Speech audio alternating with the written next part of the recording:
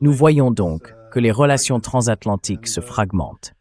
Et cela, je suppose, découle du différend à propos du Groenland, mais aussi de la défaite imminente de l'Ukraine, ou de la défaite de l'OTAN en Ukraine.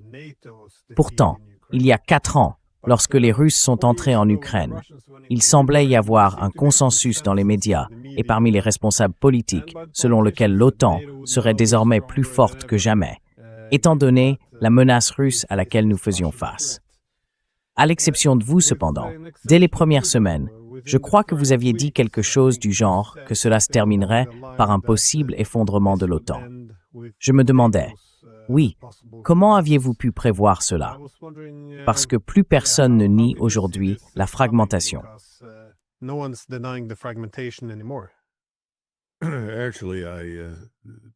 En réalité, j'ai dit, je crois que c'était à Dimitri Simes ou à George Beebe, je ne me souviens plus lequel, lors d'un entretien avec The National Interest en janvier 2022, avant l'intervention des Russes, 2 choses.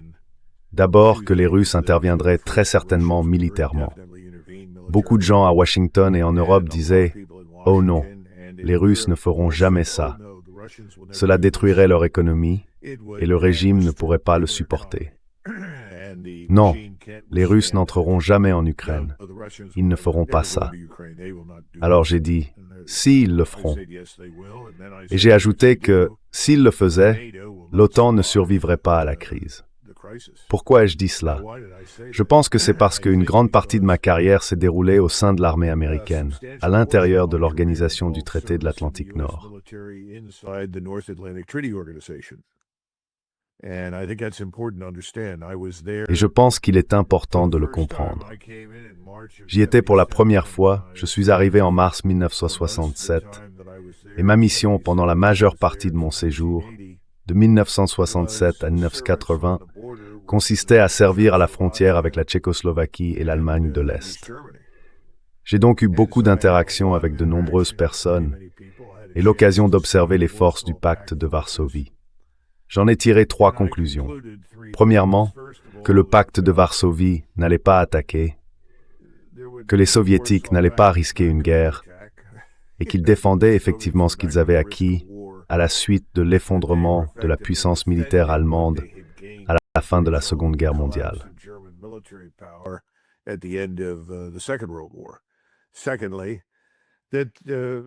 Deuxièmement, l'alliance de l'OTAN était un conglomérat de différents établissements militaires nationaux et cela ne favorise pas le succès sur le champ de bataille. Dans la plupart des cas, les petites nations, les Néerlandais, les Belges, que j'ai vus tous 2 sur le terrain, ainsi que les les Britanniques, et finalement les Français, étaient en quelque sorte des partenaires à responsabilité limitée, comme on dit. Ils étaient là parce qu'ils considéraient qu'il était dans leur intérêt d'y être. Mais ils n'étaient pas vraiment prêts à combattre qui que ce soit, et leur attention était extraterritoriale. C'était particulièrement vrai pour les Français et les Britanniques, les Belges et les Néerlandais, car ils étaient d'anciennes puissances coloniales et tous avaient des intérêts outre-mer.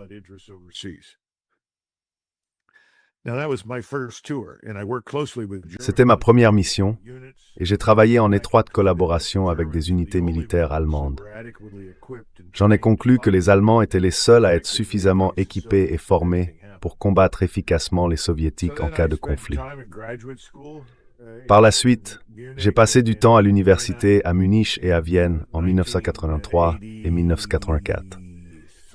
C'est à ce moment-là que je rédigeais mon mémoire. Et je suis allé dans ces endroits pour parler avec des membres des négociations sur la réduction mutuelle et équilibrée des forces, à la fois soviétiques, non soviétiques et du côté américain. Là encore, je suis parvenu à des conclusions très similaires sur ce que je considérais comme réaliste. Puis en 1986, j'ai été affecté brièvement, environ 6 semaines, à un bureau du Pentagone qui s'appelait autrefois l'évaluation globale.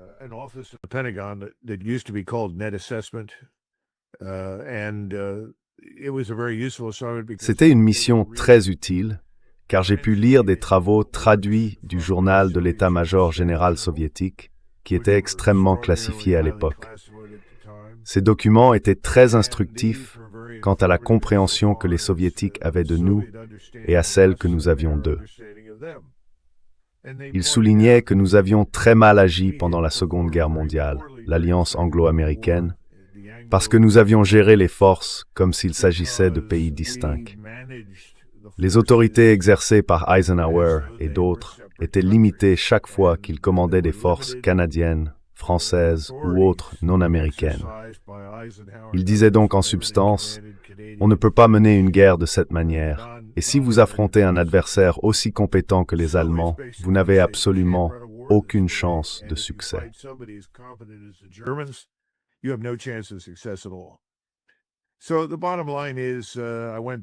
En résumé, je suis retourné à cette époque en tant que major. J'ai de nouveau servi brièvement à la frontière, puis je suis allé au grand quartier général des puissances alliées en Europe. J'y suis resté de novembre 1997 à janvier 2000. Ce que j'ai constaté, c'était la preuve du même problème. Chacun avait son propre agenda. Ils ne coopéraient que temporairement ou brièvement. Et il fallait toujours une incitation pour qu'ils travaillent ensemble, une sorte de récompense pour pousser les gens à unir leurs forces et accomplir quoi que ce soit. Les exercices que nous menions n'étaient pas très réalistes. Donc, le fait est que, lorsque cela s'est produit, deux choses m'ont paru très évidentes.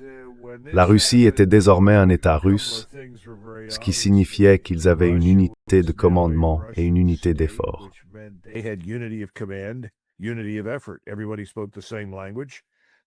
Tout le monde parlait la même langue. Il n'y avait pas de dispute sur qui allait commander quoi. L'OTAN restait exactement ce qu'elle était. Un chœur de voix concurrentes, incapable de se mettre d'accord sur grand-chose. Je ne voyais pas beaucoup de preuves que, quoi que fasse l'Ukraine, elle puisse résister plus longtemps que les Russes. L'Ukraine n'était pas assez grande, ne disposait pas de la base scientifique ou industrielle nécessaire et manquait de main-d'œuvre. Nous savions presque dès le départ que la population ukrainienne diminuait, non seulement à cause du faible taux de natalité, mais aussi parce que de nombreux Ukrainiens ne voulaient pas combattre dans la guerre. Ainsi, un grand nombre de personnes sont parties.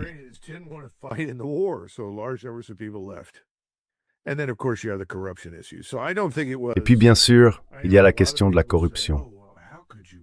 Je sais que beaucoup de gens disent « Oh, mais comment auriez-vous pu comprendre cela ?» Mais si quelqu'un avait examiné objectivement les éléments que j'ai décrits, il était difficile de ne pas arriver à cette conclusion. La seule chose que je n'avais pas prévue, c'est que les Russes avanceraient aussi prudemment et lentement au début. Et je ne comprenais pas la véritable situation de l'armée russe. L'armée russe a été conçue pour la défense territoriale, rien d'autre. Donc toutes ces affirmations sur la détermination de Poutine à reconstruire l'Empire soviétique sont absurdes. Elles l'ont toujours été.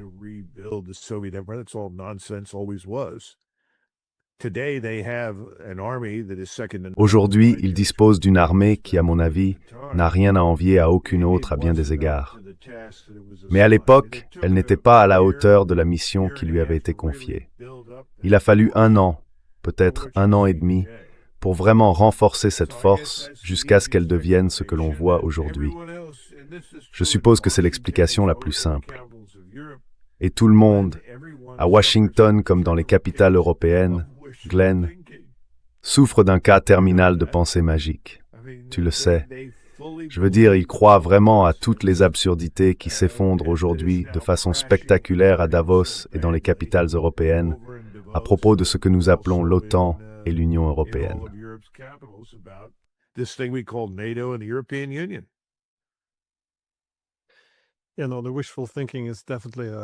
Vous savez, c'est vraiment le vœu pieux qui est en train de faire chuter l'Europe. Mais ce que je trouve intéressant, c'est que dans les années 1990, beaucoup de gens savaient que l'élargissement de l'OTAN allait créer ces problèmes. Il y avait des opposants, George Kennan, ou le secrétaire à la défense des États-Unis, William Perry. Mais il y avait aussi des personnes, comme Madeleine Albright, qui reconnaissaient que la Russie se sentirait encerclée et que cela pourrait aliéner les Russes. Et pourtant, elle l'a soutenu. avec la logique suivante. Eh bien, si nous finissons par entrer en conflit avec la Russie, au moins l'OTAN sera là, une OTAN beaucoup plus grande et plus puissante. Alors maintenant, quand nous nous retrouvons dans cette guerre par procuration, guerre directe, peu importe comment on veut la définir. Avec la Russie, les Européens semblent penser qu'ils peuvent simplement se replier dans une nouvelle guerre froide. Autrement dit, les Européens et les Américains reviendraient essentiellement au passé pour refaire la même chose. Et les dirigeants politiques, tout comme les commentateurs, semblent incapables de comprendre pourquoi l'Amérique ne se joint pas à eux. Pourquoi ne nous rejoignez-vous pas pour une autre guerre froide?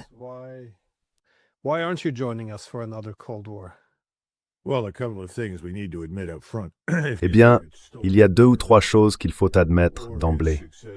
Si l'on regarde Stoltenberg ou son successeur Rutte, il n'y a actuellement aucune récompense en Europe pour, disons, les hommes et les femmes de caractère et d'intelligence.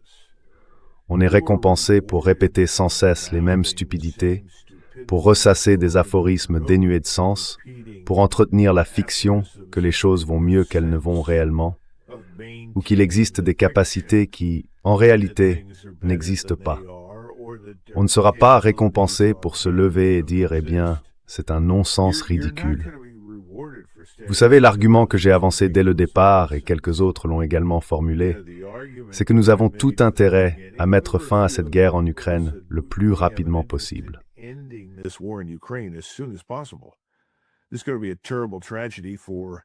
Ce sera une terrible tragédie pour l'Europe de l'Est et finalement pour l'Europe en général si nous ne faisons pas attention. Plus cela dure, plus la probabilité qu'il se produise quelque chose de vraiment grave augmente. Bien sûr, à ce moment-là, je ne mesurais pas à quel point Poutine ferait preuve de retenue, ce qu'il a fait de manière remarquable, et cela ne l'a pas rendu populaire auprès de certaines personnes en Russie. Il y a beaucoup de Russes, et je suis sûr que vous en êtes conscients, qui aimeraient voir l'OTAN recevoir une leçon très précieuse de manière permanente.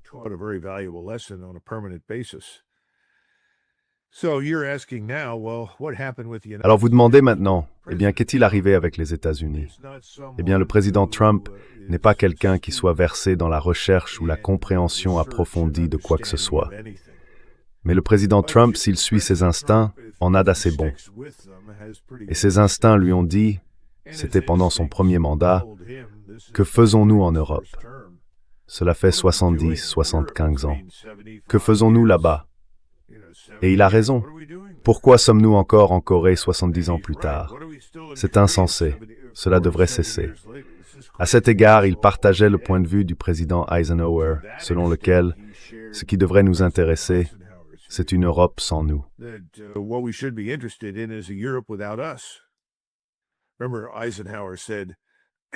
Souvenez-vous, Eisenhower a dit que si nous étions encore en Europe à cause de cette alliance de l'OTAN dans 10 ans, alors nous aurions échoué, car l'objectif devait être d'en sortir.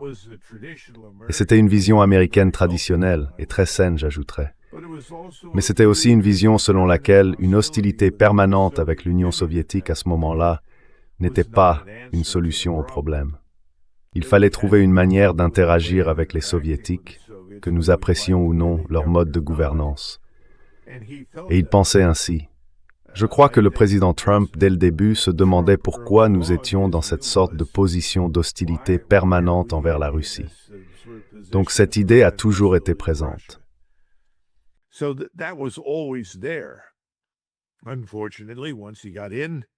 Malheureusement, une fois qu'il est entré, il s'est retrouvé entouré des habituels résidents permanents de cette sphère autour de Washington que nous appelons le Beltway. Et là, c'était « Oh, tu peux pas faire ça. Tu peux pas simplement partir. Tu ne peux pas aller là. Tu ne peux pas échanger ceci. » Très vite, si l'on écoute tout le monde à Washington, le message qui revient sans cesse est « Tu ne peux rien changer. » Parce que si tu changes quelque chose, tu perturbes le flux d'argent. Tous les think tanks à l'intérieur du Beltway reposent essentiellement sur une base d'hostilité permanente envers la Russie, d'hostilité permanente envers la Chine, d'hostilité permanente envers l'Iran et d'un soutien absolu et inconditionnel à tout ce que veut Israël. C'est la norme.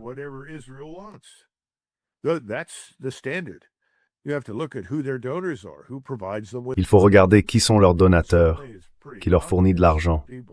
Et soudain, il devient assez évident que les personnes qui injectent des centaines de millions de dollars dans ces organisations sont absolument, catégoriquement opposées à tout changement qui mettrait fin à notre position dans toutes ces régions ou qui modifierait notre position à l'échelle mondiale.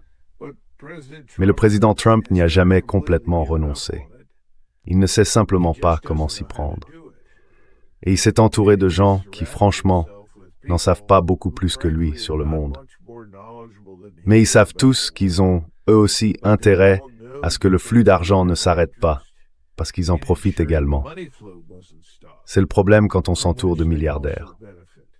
That's the problem when you surround yourself with billionaires.